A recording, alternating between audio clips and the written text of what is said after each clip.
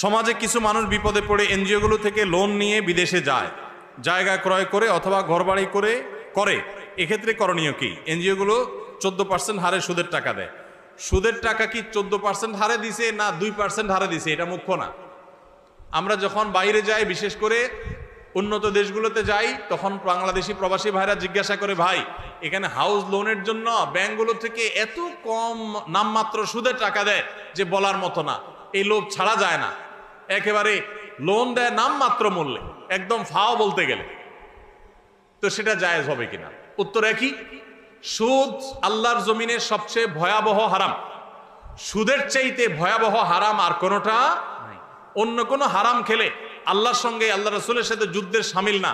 সুদের ভয়াবহতা এত বেশি, সুদের কারবার করার আল্লাহ রসুলের সাথে যুদ্ধের ঘোষণা দেওয়ার সামিল। এই জন্য ভাইরা, বিদেশি এনজিও গুলো বা দেশি অনেক এনজিও আছে যারা গ্রামে গ্রামে সুদি লোন দেওয়ার জন্য তারা হন্যে হয়ে মানুষ খোঁজে, আছে না নাই? কিস্তিতে টাকা দেওয়ার জন্য হন্যে হয়ে থাকে।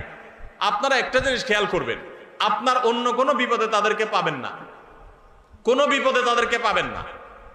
আপনার ছেলেটা অসুস্থ, তারা আপনার ছেলেটাকে নিয়ে সেবা করে চিকিৎসা করায় দিছে কোনো স্বার্থ ছাড়া, এগুলো নর্মালি খুব একটা পাবেন না। কিন্তু দেখবেন তারা কিস্তিতে লোন দেওয়ার জন্য পিছে পিছে ঘুরে। কারণ এরা জেনে হোক আর না জেনে হোক শয়তানের দোসরের ভূমিকায় অবতীর্ণ হয়েছে। এই সুদের জাল গোটা পৃথিবীতে বিছানো হয়ে গেছে। গোটা পৃথিবীর অর্থনীতি দাঁড়িয়ে আছে সুদের উপরে। আমরা বক্তব্য দিচ্ছি, কিন্তু আমরা জানি যে আমাদের আষ্টে পৃষ্ঠে সুদ আমাদেরকে ঘিরে আছে। কিন্তু ভাইরা আমার, ঠান্ডা মাথায় জেনে শুনে বিদেশ যাওয়ার জন্য হোক, ঘরবাড়ি করার জন্য হোক, ব্যবসা সম্প্রসারণের জন্য হোক, সুদের কারবারে কোনো মুসলমান জড়াতে পারে না, এটা হারাম।